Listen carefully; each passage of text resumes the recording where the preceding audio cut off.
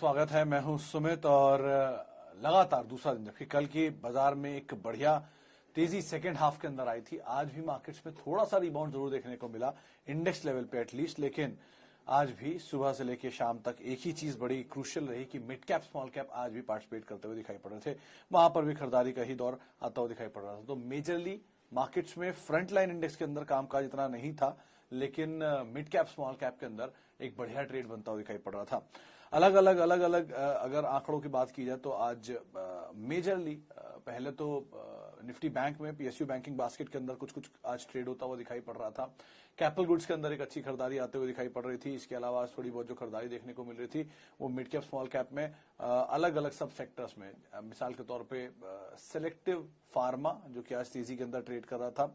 इसके अलावा आज selective IT, mid cap IT जो कि आज तेजी के अंदर ट्रेड करता हुआ दिखाई पड़ रहा था। मेजरली आज मिड कैप का ही दिन था, मिड कैप स्मॉल कैप का, इसलिए आपको सभी शेयरों में सभी सेक्टर्स में जो कामकाज दिखेगा वो मिड कैप के अंदर ही आता हुआ दिखाई पड़ेगा। लेकिन ओवरऑल एक बढ़िया सेशन आज भी मार्केट में होता हुआ दिखाई पड़ा, स्पेशली आपके पोर्टफोलियोज में जो मेजरली अगर मिड कैप स्टॉक्स हैं तो आपको ज्यादा अच्छा दिखाई पड़ेगा ये पूरा सेशन। कुछ दो तीन चीजें जो आज हाईलाइट में रही, उसमें ब्रिटानिया नंबर्स के बाद थोड़ा सा ढीला पड़ता हुआ दिखाई पड़ा। बड़े नंबर्स या कुछ नंबर्स को अवेट कर रहा है मार्केट, जैसे कि बर्जर पेंट जैसे नंबर्स के वेट हो रहा है, बीएचईएल के नंबर्स का वेट हो रहा है। एमएनएम आज टॉप गेनर के तौर पे शुमार हुआ, नंबर्स के बाद एक अच्छे नंबर्स वहां पर आते हुए दिखाई पड़े और उसका एक इम्पैक्ट यहाँ जरूर बनता हुआ दिखाई पड़ा। और उसके अलावा आज रिलायंस सेकेंड हाफ में एक बढ़िया स्पाइक वहां पर भी आया और मार्केट ने शायद उसको भी थोड़ा बहुत उसकी वजह से भी एक रिस्पाइट आता हुआ दिखाई पड़ा। लेकिन ब्रॉडर बेस्ड बाइंग मार्केट के अंदर चल रही थी, इसमें ऑटो आज पार्टिसिपेट कर रहा था। टीवीएस शुरुआती तेजी में, जहां पे वो खबरें थी कि ईवी कारोबार को लेकर कुछ फंड रेज कर रहे हैं, बाद में डिनायल आ गया तो ऊपरी से बिकवाली भी जरूर देखने को मिली। अशोक लेलैंड, टाटा मोटर्स, इनमें खरीदारी थी। यूनाइटेड स्पिरिट्स आज फिर तेजी में था, यूनाइटेड ब्रिवरीज में आज तेजी आ रही थी। तो ओवरऑल बहुत सारे सेक्टर सब सेक्टर थे जो कि खरीदारी में कामकाज करते हुए दिख रहे थे। चलिए, इन सब चीजों के बीच में अब शुरुआत करते हैं सवाल जवाब के सिलसिले को लेकर। सबसे पहले तो chairman of IBReal from 1 Feb,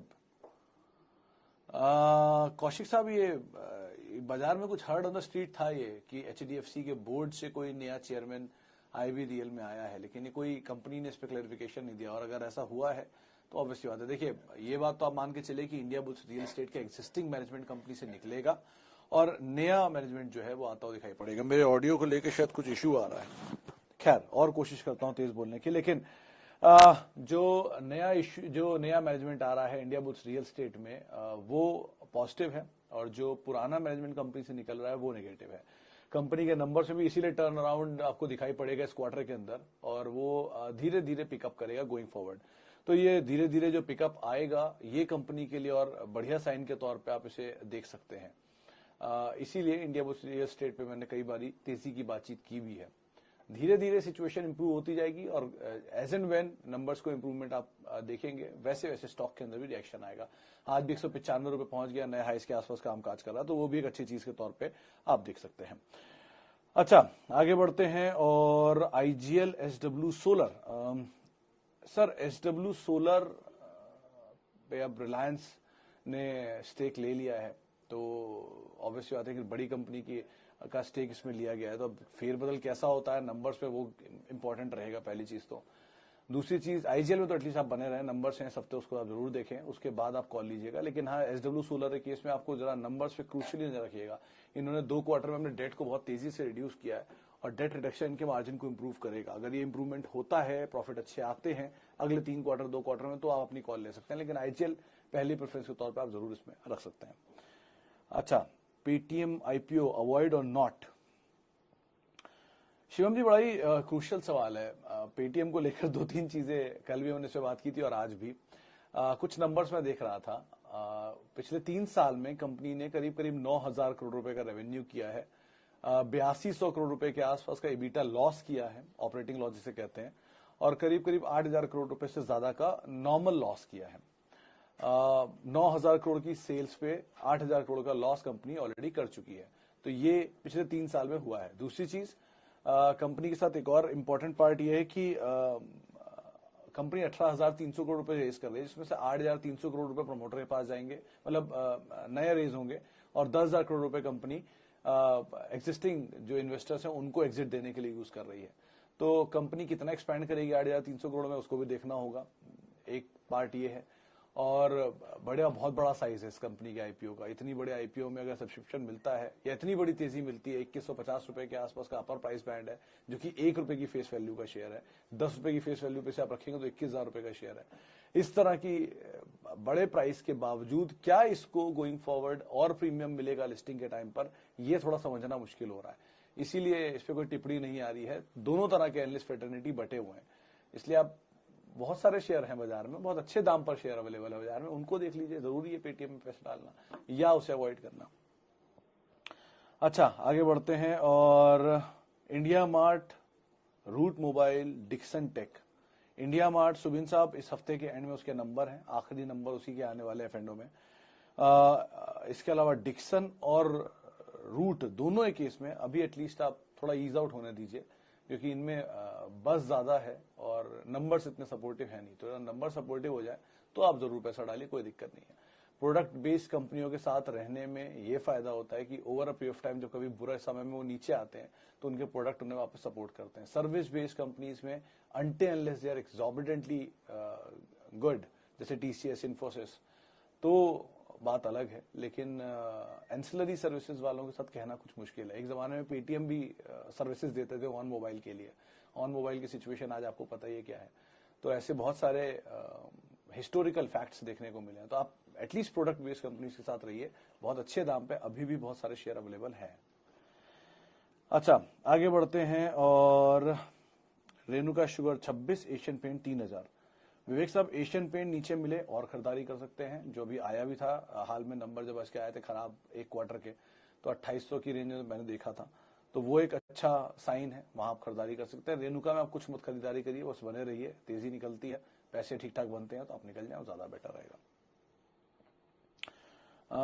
best buy from now 10 lakh rupees for 10 years.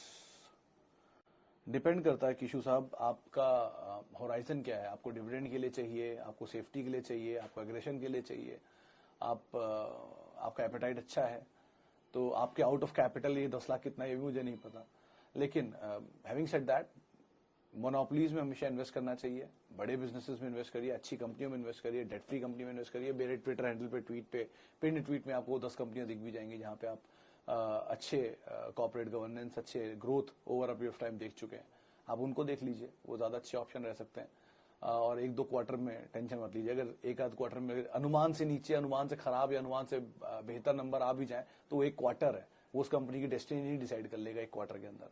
तो एशियन पेंट्स अगर एक क्वार्टर में खराब नंबर देता है तो एक क्वार्टर ही तो हुआ, 6 महीने नहीं हो गए, 6 साल नहीं हो गए। पेंट के दाम बढ़ने की वजह से या क्रूड के दाम बढ़ने की वजह से मार्जिन खराब हो गए, उन्होंने दाम बढ़ा लिए, मार्जिन ठीक हो गए, अगले क्वार्टर में आ जाएंगे ठीक हो गए। ऐसे बहुत सारे इंस्टेंसेस होते रहते हैं ओवर पीरियड ऑफ टाइम, नीचे आते हैं वो शेयर, और वो इंस्टेंसेस ही उनके लिए मौका होता है लेने का। वो आपने हाल में एशियन पेंट में देख भी लिया। तो ऐसे ही किसी अच्छी कंपनी में बुरा दौर आए तो आप जरूर उसके अंदर एंटर कर सकते हैं।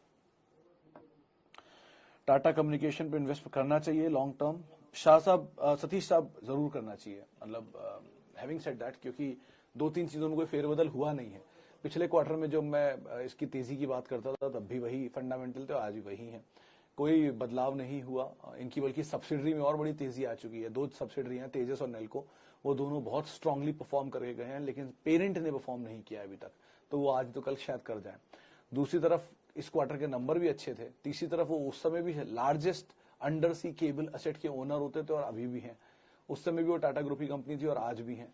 तो ऐसा कुछ फेरबदल तो हुआ नहीं फंडामेंटल में। इनफैक्ट एक क्वार्टर के नंबर और बेटर होकर ही आए हैं, तो शेयर भी चल नहीं रहा है, इज डिफरेंट थिंग। 1170 रुपए पे टाटा ग्रुप ने स्टेक खरीदा है इस कंपनी में सरकार से, तो अभी भी उसके से 100 रुपए ऊपर ही कहीं घूम रहा है। तो बढ़िया दाम है, आप आराम से इसमें खरीदारी कर सकते हैं। अशोक लेलैंड में विकास, आज सुबह ही प्रकाश जी से मेरी बात हुई थी, प्रकाश गावा साहब से। उन्होंने 150 रुपए के ऊपर सस्टेन करता है तो बढ़िया तेजी की बात की थी। टेक्निकली, फंडामेंटली तो हिंदुजा ग्रुप की कंपनी को दिक्कत नहीं, लेकिन हाँ टेक्निकली अगर सस्टेन करता है तो और तेजी रह सकती है, तो आप उस हिसाब से इस पे अपनी रणनीति बना सकते हैं। अच्छा, जुबिलेंट फूड का फ्यूचर, श्रीशाल साहब, जुबिलेंट फूड्स अगर आपने फ्यूचर के पूछ रहे हैं, मतलब एफएनडो में पूछ रहे हैं, तो मैं उसके बारे में टिप्पणी नहीं कर पाऊंगा। लेकिन अगर आप कैश में पूछ रहे हैं तो ऐसे समझ लीजिए कि एक कंपनी अभी भी टियर 3 टियर 4 सिटीज से आगे नहीं बढ़ पाई है। 1 72% मार्केट शेयर है। मेजरली मार्जिन सपोर्ट कर लेते हैं क्योंकि ये डाइन इन में नहीं है, डिलीवरी में ज्यादा है। और जोमैटो और स्विगी के प्रॉपरली इंडिया में स्टैब्लिश होने के बावजूद भी इनका फूट होल्ड अभी भी बहुत स्ट्रांग है। आप खुद ही सोचते हैं ये बात कि अगर पिज्जा मतलब डोमिनोज, तो मेजरली मतलब इस सेक्टर का कोलगेट समझ लीजिए आप इसे। तो सो फार तो ऐसा कुछ भी खराब नहीं दिख रहा इस कंपनी के साथ। भारतीय ग्रुप की कंपनी है, बढ़िया फ्रेंचाइजी है और बहुत लंबे समय के लिए अभी भी है, और अब तक ये परफॉर्म करके भी गया है। चला बहुत है शेयर, नीचे मिल जाए ज्यादा बेहतर है। प्रिंस पाइप अपोलो पाइप में ज्यादा बेटर सर अपोलो पाइप है। प्रिंस पाइप भी ठीक है, लेकिन प्रिंस से ज्यादा बेटर अपोलो है। प्रिंस पे कल तेजी बहुत थी, 9-10% के आसपास की तेजी थी। अजीत हमारे एक जानकार है रेलिगेयर सिक्योरिटीज के बीपी, उन्होंने इसमें तेजी की राय दी थी, तो वो तो कल टारगेट अचीव हो गया उनका। लेकिन अपोलो पाइप फिर भी ज्यादा बेटर है लॉन्ग टर्म के लिए अगर आप रहना चाह रहे हैं तो। अच्छा जी, और बढ़ते हैं आगे। प्रिंस पाइप पे हम बातचीत कर चुके हैं।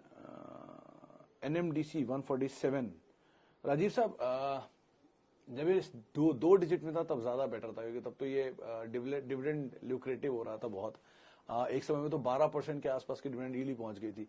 अब थोड़ा महंगा जरूर हो गया, और आज लास्ट आवर में चला भी काफी है। अगर टेक्निकली हमारे यहाँ जो जानकार जुड़े थे उन्होंने जो आपको राय दी उसको आप फॉलो कर लिया। अगर आप मीडियम टर्म के लिए जाना चाहते हैं, लॉन्ग टर्म के लिए नीचे मिल जाए तो ज्यादा बेटर रहेगा। थोड़ा साइक्लिकल है मेटल, और साइकिल के अपर्ड साइड पर अभी आप धीरे धीरे जा रहे हैं, तो कितने तक कैरी फॉरवर्ड हुई कहना मुश्किल है। लेकिन बेटर यही है कि मीडियम टर्म के लिए इसको आप रखिए, ज्यादा बेटर है। लॉन्ग टर्म के लिए अभी के लिए अभी अवॉइड करिए, नीचे मिल जाए तो ज्यादा बेहतर, ही बात ही अलग है फिर तो। अच्छा, आगे बढ़ते हैं। और ओबरॉय रियल्टी, ब्रजेश साहब ओबरॉय वैसे तो कंपनी सही है, मतलब पूरा रियल एस्टेट में भी तेजी और रह सकती है, और लीड करेंगे डीएलएफ, ओबरॉय और गोदरेज, ये 3 कंपनियां, क्योंकि एफ&ओ में तो यहाँ पर एक बड़ा मूव आएगा। लेकिन कैश में इंडिया बुल्स रियल एस्टेट है, पहले मैंने बात की है कई बारी, 110, 120, 140 तक, 150 तक मैं से बाय की बात करता रहा हूँ। अभी भी मुझे लगता है कि स्टॉक में बहुत ज्यादा पोटेंशियल हो सकता है, क्योंकि मैनेजमेंट का चेंज एक बड़ा गेम चेंजर होगा, और लास्ट क्वार्टर के नंबर ही बहुत अच्छे थे। तो ये 2-3 चीजों को आप तवज्जो देके देख सकते हैं। लेकिन अदरवाइज ओबरॉय भी कोई खराब कंपनी नहीं है, बढ़िया कंपनी है, बॉम्बे बेस्ड डेवलपर और अच्छे प्रोजेक्ट्स इनके पास। ओके, आगे बढ़ते हैं। और टाटा कम्युनिकेशन पे हम बातचीत कर चुके हैं। सोनाटा और विप्रो, सर सोनाटा और विप्रो का कोई कंपैरिजन है नहीं। मतलब विप्रो की तो इतनी पुरानी हिस्ट्री है, स्ट्रॉन्ग क्रेडिबल मैनेजमेंट है, इतना बड़ा प्रोफाइल है, पर्सनल केयर सेगमेंट से लेके आईटी स्पेस के अंदर तक है। ऑयल मिल से शुरू किया वो बिजनेस आज कहाँ पहुंच गया। तो इनका और सोनाटा कोई मैच नहीं है। ये एक पोर्टफोलियो बेस्ड स्टॉक है, वो एक मोमेंटम बेस्ड स्टॉक है। तो दोनों में से आप आइडेंटिफाई करिए आपकी प्रेफरेंस क्या है, और इसके हिसाब से आप रणनीति रखिए। आईटी में आज तो मैं हैप्पीएस्ट पॉइंट को देख रहा था, वो चल रहा था बढ़िया। तो मूव आप अकॉर्डिंगली आपको लेना होगा कि आपका फ्लेवर क्या है, आप किसमें जाना चाहते हैं, उसके हिसाब से आप जा सकते हैं। ज्यादा बेटर विप्रो है ऑब्वियसली। आरआईएल काना साहब, ये आरआईएल के केस में क्या बोलूं, कल मानस ने इसके ऊपर 2525 पे के बाद तेजी होने की बात की थी। टेक्निकली उनके टारगेट 2900 रुपए हैं मानस के। ब्रोकरेज हाउस टारगेट 3000 तक के भी हैं अर्निंग्स के बाद जो आए थे। देश की सबसे बड़ी कंपनी है, देश का दूसरा सबसे बड़ा ग्रुप है, और ग्रीन एनर्जी के ऊपर 75,000 करोड़ रुपए का अगले 10 साल में इन्वेस्टमेंट है। और ये एनर्जी में भी अगर कोई इन्वेस्ट करना चाहता है या पैसा डालना चाहता है तो ऑब्वियसली सबसे बड़ा प्लेयर रिलायंस ही होता है। अभी भी बहुत सारी लिस्टेड कंपनीज के अंदर स्टेक ओन करते हैं। मतलब कुछ भी क्या कह सकते हैं इसके बारे में। जब आप देश की नंबर 1 कंपनी के बारे में बात करते हैं तो सब कुछ ही, बहुत कुछ है उसमें बात करने के लिए। तो एक ना 2 रीजन तो नहीं है उसमें ना इन्वेस्ट करने के। बाकी आपकी चॉइस है, आपका नजरिया कितनी देर का है, कितने लंबी अवधि का है। दोनों तरह के टारगेट्स आपको बता दिए मैंने।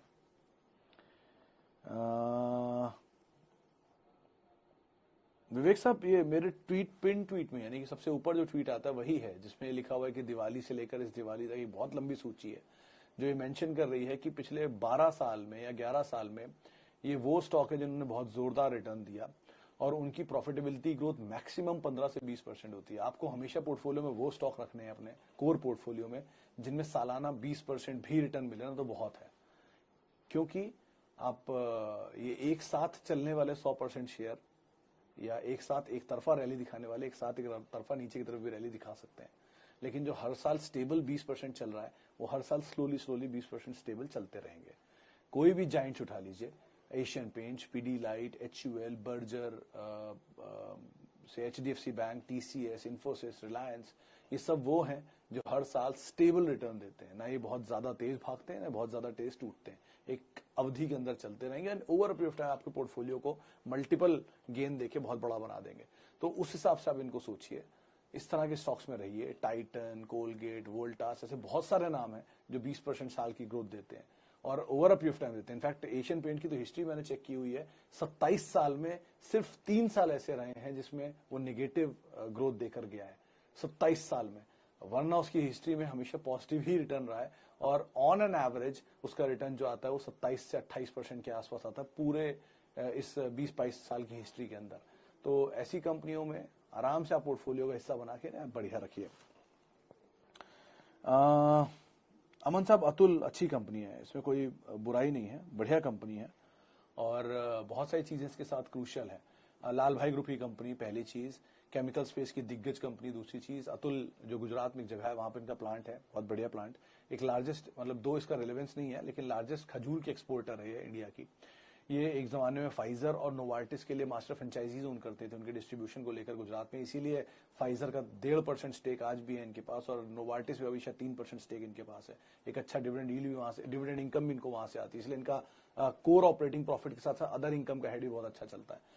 तो बढ़िया कंपनी है, आप समय दीजिए और धीरे धीरे एक्यूमुलेट करिए, एक साथ नहीं, धीरे धीरे एक्यूमुलेट करिए। मैं मतलब 1,500 से इस कंपनी को देख रहा हूँ, आज 4 डिजिट की तरफ आ चुका है, तो क्या बोलूं, आप आराम से इसको 5 डिजिट की तरफ आपको आ चुका है, तो होल्ड करिए, आराम से लोअर लेवल पे ऐड कर सकते हैं। ओके, अनूप इंजीनियरिंग, शुभजीत साहब, ये अतुल जिसके मैं बात कर रहा था, इन्हीं की एक इंजीनियरिंग आर्म है अनूप इंजीनियरिंग, ये अरविंद लाल भाई ग्रुप की ही। इनफैक्ट एक और इनकी एक लिस्टेड कंपनी और होती थी, उसका भी नाम मैं भूल रहा हूँ, लेकिन बेटर यही है कि आप तेजी में निकले, इन दोनों को भी अवॉइड करें, वो ज्यादा बेटर है। बहुत अच्छे अच्छे ऑप्शन है मार्केट में जो क्लियर विजिबल ऑप्शंस हैं जिनमें आप आराम से जा सकते हैं। आपको बहुत मिड कैप ढूंढने की या बहुत कोर लो वॉल्यूम वाले स्मॉल कैप ढूंढने की जरूरत नहीं है, आराम से आप क्लीन कंपनीज में जाइए सो फार, जहां बढ़िया पैसा बन भी सकता है। झटके दे रहा है रिजल्ट्स के बाद मार्केट, और वो झटकों का इस्तेमाल करिए नीचे एक्यूमुलेट करने के लिए अच्छी कंपनियों को। चलिए, फिलहाल अब इतने सवालों को मैं शामिल करूंगा, टाइम हो गया पूरा, प्रोड्यूसर जो डायरेक्टर साहब कह रहे हैं कि समय पूरा हो चुका है। इसी नोट के साथ अब मार्केट पंचनामों को समेटेंगे, आपसे अब फिर मुलाकात होगी कल, और तब तक के लिए आप ध्यान से संभल कर मार्केट्स में ट्रेड करिएगा। बढ़िया ऑप्शंस अभी भी मार्केट में हैं।